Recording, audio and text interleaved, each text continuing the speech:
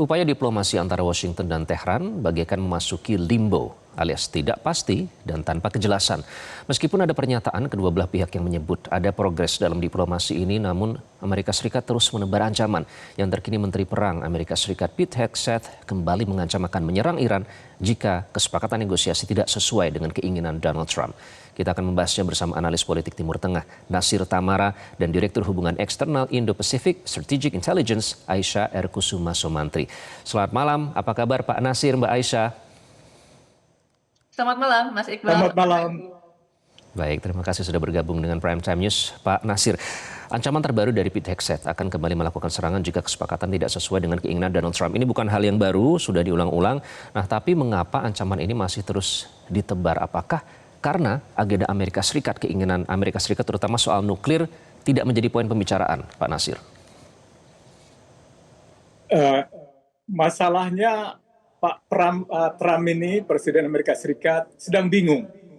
Bingung bagaimana Iran ini harus dihadapi. Dia mengerahkan para perundingnya yang terbaik di Amerika Serikat, Trump. Seharusnya hari Jumat yang lalu, Trump itu sudah menandatangani perjanjian damai itu. Tapi kemudian dia tidak melakukan apa-apa. Dia menolak untuk menandatangani. Jadi hasil kerja keras timnya itu diminta diulangi. Padahal hasil itu telah dirundingkan bersama oleh para ahli di Washington. Selanjutnya Trump mengatakan bahwa dia akan meminta syarat yang lebih keras lagi, terutama yang berkaitan dengan nuklir Iran. Nah, jadi kembalilah sebuah proposal baru dikirim kembali ke Rahbar, jadi the supreme leader dari Iran, yang tempat tinggalnya pun tidak ada yang tahu. Dan tidak mungkin dikirim melalui email, melalui WhatsApp misalnya. Jadi harus dikirim melalui kurir yang katanya tempat perlindungan itu ada di gunungan Iran yang sulit ditembus dan hanya orang-orang terdekat yang bisa menemui Rahbar, yaitu Ayatollah Mustafa. Yang menarik di sini adalah bahwa sekali lagi dikatakan Trump akan bersabar. Kalau perlu itu 3 hari yang akan datang akan ditandatangani, kira-kira berarti hari Rabu ya. Atau kalau tidak 3 hari itu 1 minggu. Atau bisa lebih lama lagi. Dan ini yang menariknya di sini buat saya, kenapa? Karena tiba-tiba dalam wawancara 10 jam yang lalu itu dia mengatakan di sebuah TV Amerika Serikat bahwa dia tidak akan menyerang militer Irak seperti di Irak, itu kan? Karena dia bilang para presiden sebelum dia itu keliru. Mereka itu menghancurkan militer Irak sehingga terjadi kerusuhan di Irak selama puluhan tahun yang sesudah beberapa dekade saja sudah sulit membangun negara itu kembali. Dan ini kan apa di balik pernyataan ini?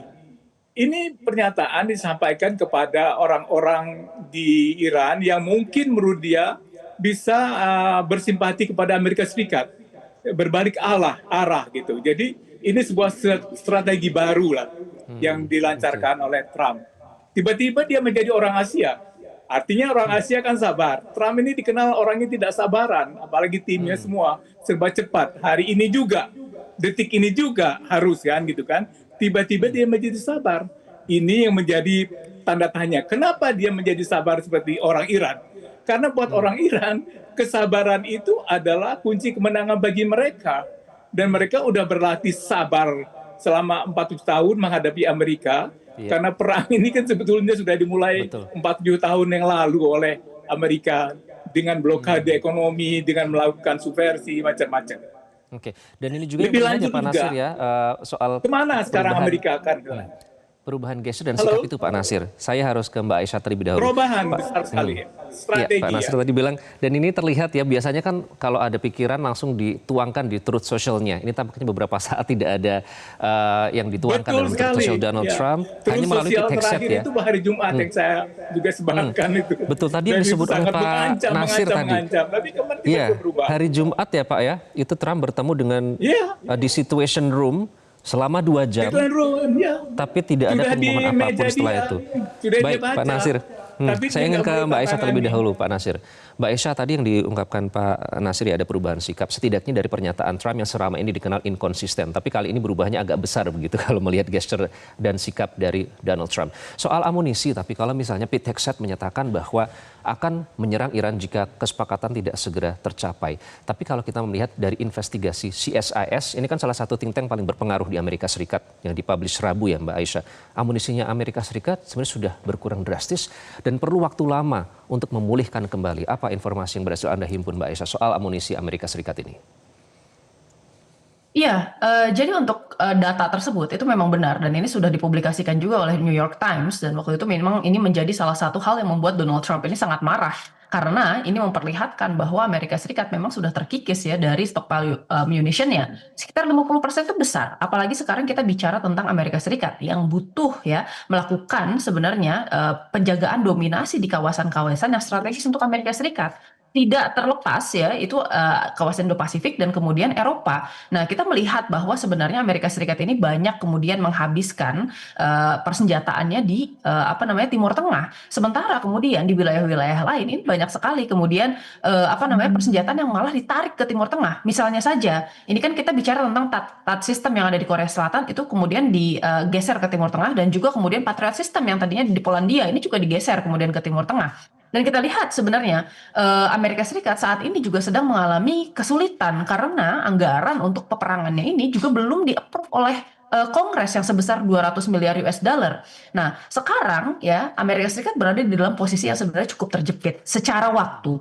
Pertama kita lihat, nih di bulan November nanti akan ada midterm election yang dilakukan oleh AS ya, di mana kemudian sebagian besar dari Kongres dan kemudian Senatnya ini akan dipilih kembali ya. Dan sekarang kita lihat dari apa namanya polling sejauh ini Donald Trump itu hanya kemudian mengantongi sekitar approval rate 29%, jauh di bawah kemudian rata-rata Amerika Serikat dan bahkan ini di bawah 30% atau minimal endorsement kembali dari partai politik untuk sebuah politisi ya.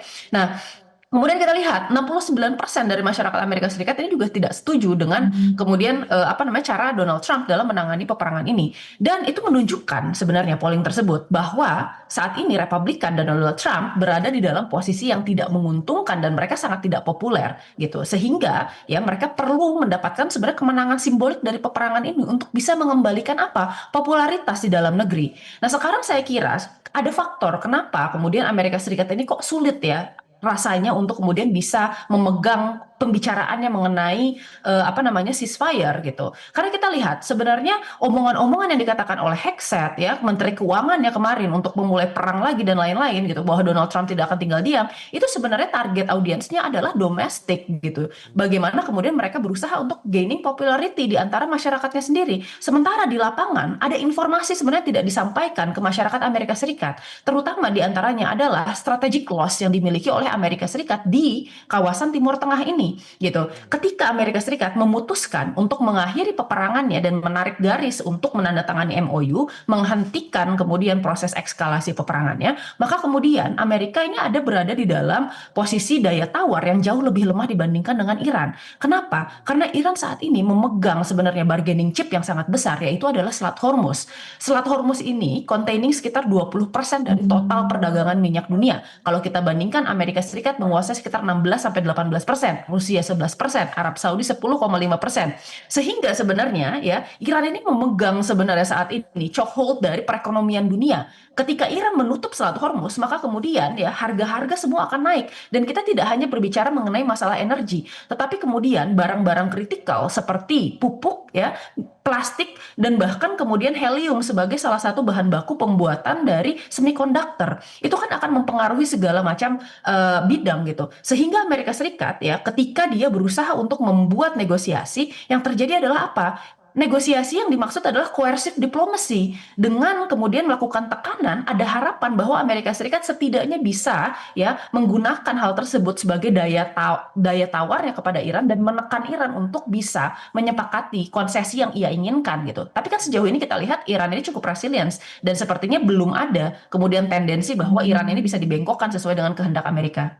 Oke, baik, kita akan lanjutkan nanti gaya diplomasi Trump, bahkan banyak yang menyebut sebagai seorang madman gitu ya. Karena terus menebar ancaman, bahkan yang terakhir ancamannya cukup keras terhadap Oman yang selama ini dikenal sebagai sekutu dan teman baik Amerika Serikat. Nah, kita akan bahas lebih lanjut kelanjutan diplomasinya seperti apa, apalagi kalau mencapai Supreme Leader aja susah, bagaimana kelanjutannya nanti. Tetaplah bersama kami. Dan kembali di Prime Time News, kita masih membahas terkait dengan kemajuan upaya diplomasi yang terkesan berada di limbo karena tidak ada kejelasan dan tidak ada kepastian. Kita akan ke Pak Nasir lagi. Pak Nasir, tadi Anda juga menyatakan bahwa sebenarnya untuk mencapai Supreme Leader Mojtaba Khamenei ini kan butuh waktu yang lama. Artinya sebenarnya sudah diperkirakan bahwa akan ada delays pada saat bolak-balik proposal itu terjadi dengan mediator Pakistan.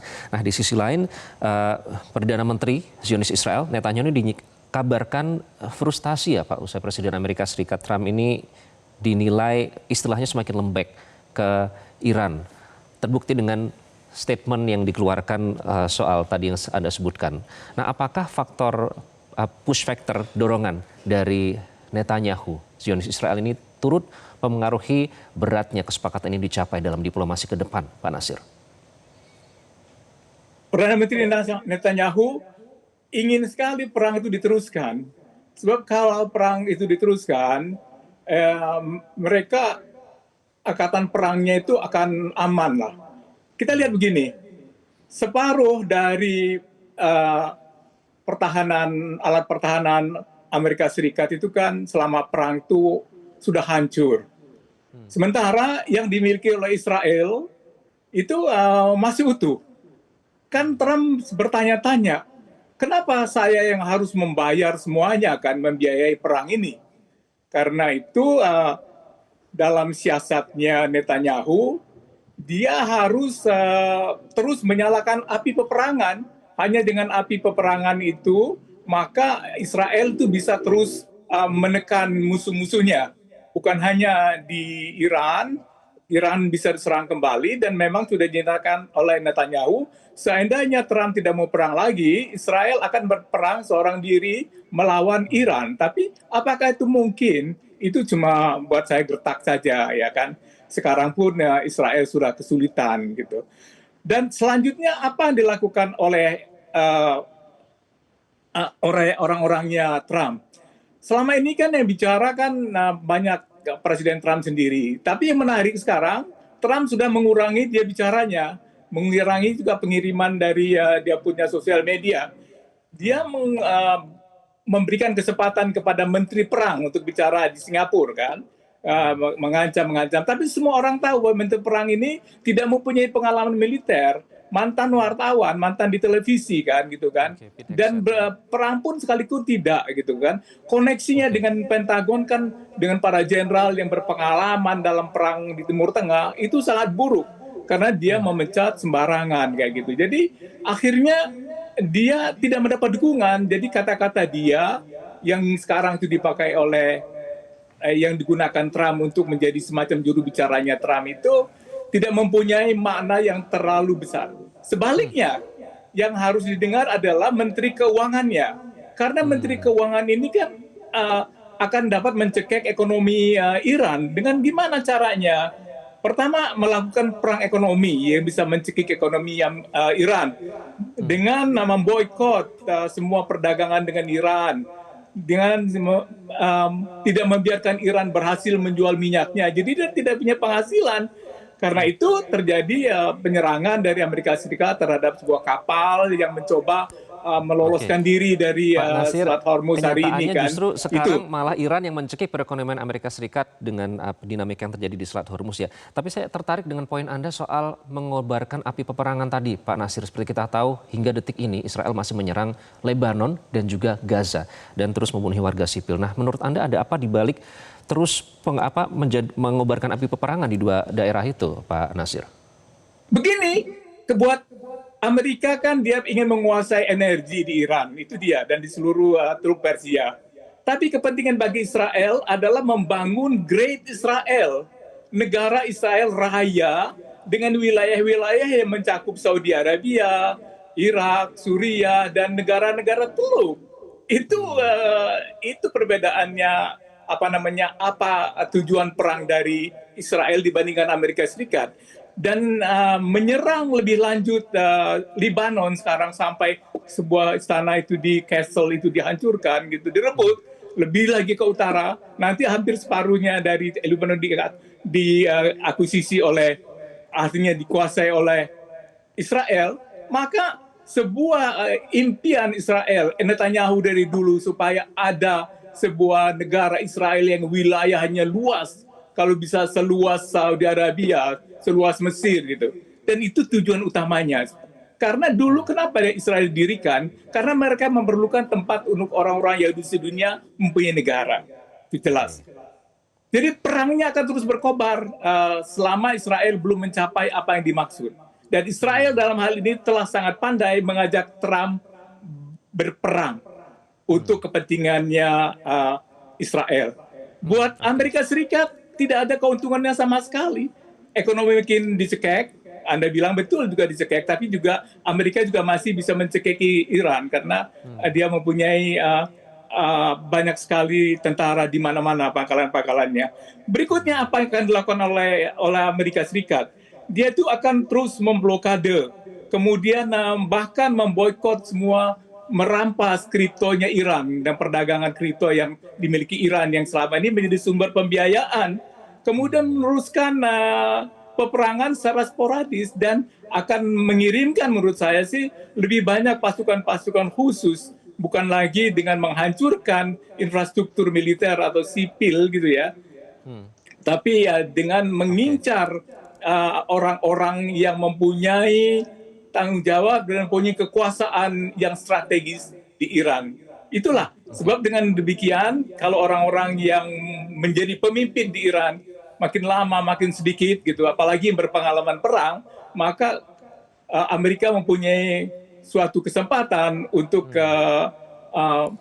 lebih maju lagi dalam pertempuran ini, menangkan sedikit demi sedikit dengan cara ekonomi.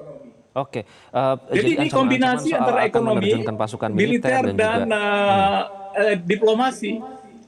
Ini sesuatu yang baru yang belum kita lihat, dan di sini juga kita tidak boleh meremehkan Trump karena dia orang bisnis yang cukup sukses dan pandai sekali dalam bernegosiasi cara-cara dia. Misalnya terakhir nih, ini kan tiba-tiba dia meminta kepada semua negara Arab untuk ikut persetujuan Abraham kan.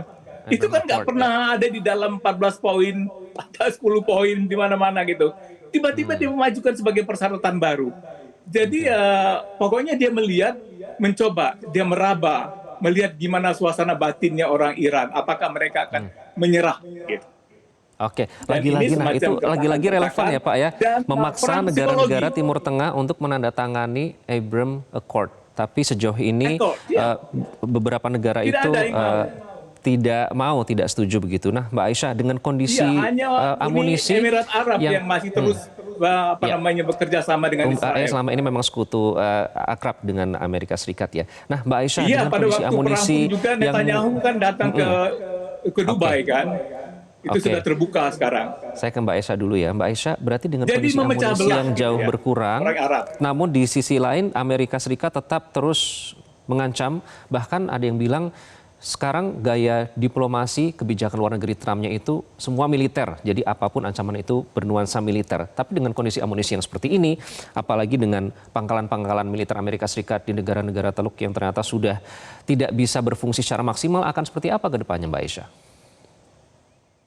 Ya, saya kira ini cukup menarik ya, karena apa yang kemudian diinginkan oleh Donald Trump, lagi-lagi tadi kita bicara tentang leverage. Permasalahannya adalah apakah AS punya kapasitas untuk bisa melakukan penekanan. Dan kalaupun punya, sampai kapan kemudian AS bisa menekan Iran gitu ya. Sementara kita tahu sebenarnya Iran ini sudah membangun doktrinnya selama 20 tahun terakhir ya. Mereka mengarahkan seluruh kapasitas militernya untuk melawan negara yang lebih besar melalui perang atrisi, sehingga hampir seluruh strategi yang dilaksanakan oleh Iran sekarang itu mengarah kepada tadi ya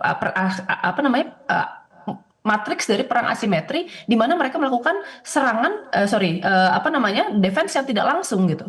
Nah, yang kita lihat di sini adalah Amerika Serikat ini memang betul-betul saat ini berusaha untuk tadi menambah satu saja sebenarnya poin kemenangan simbolik. Ini dibutuhkan oleh Amerika Serikat. Kenapa? Karena pertama, kalau misalnya Iran mendapatkan bargaining position lebih besar di dalam peperangan ini, maka resiko yang akan ditanggung Amerika Serikat itu adalah Donald Trump ini akan kehilangan legacy positifnya gitu ya, dan dia akan dianggap sebagai presiden yang akan memulai perang ya yang tidak bisa diselesaikan oleh Amerika Serikat. Yang kedua, ini akan mempercepat downfall Amerika Serikat sebagai hegemon, karena kita tahu ada teori namanya power cycle teori, bahwa satu hegemon itu hanya bisa bertahan sekitar 100 tahun di dunia internasional.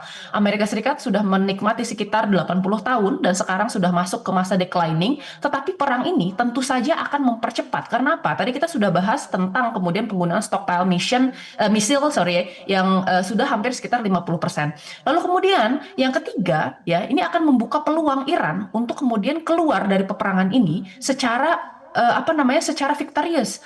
Atau kemudian kita lihat ya, permasalahan yang tadinya tidak bisa dibicarakan oleh Iran itu menjadi salah satu hal yang kemudian krusial gitu, sehingga kemudian permasalahan seperti sanksi internasional, lalu kemudian permasalahan seperti nuklir, permasalahan seperti Selat Hormuz ini menjadi salah satu hal yang kemudian dimenangkan Iran sebagai tanda kutip ya, ini rampasan perang Iran di dalam perang ini gitu, dan itu membuat Iran menjadi salah satu kutub baru. Ini kontraproduktif dengan rencana Amerika Serikat di awal, yaitu adalah membuat Israel sebagai hegemon tunggal di kawasan Timur Tengah gitu.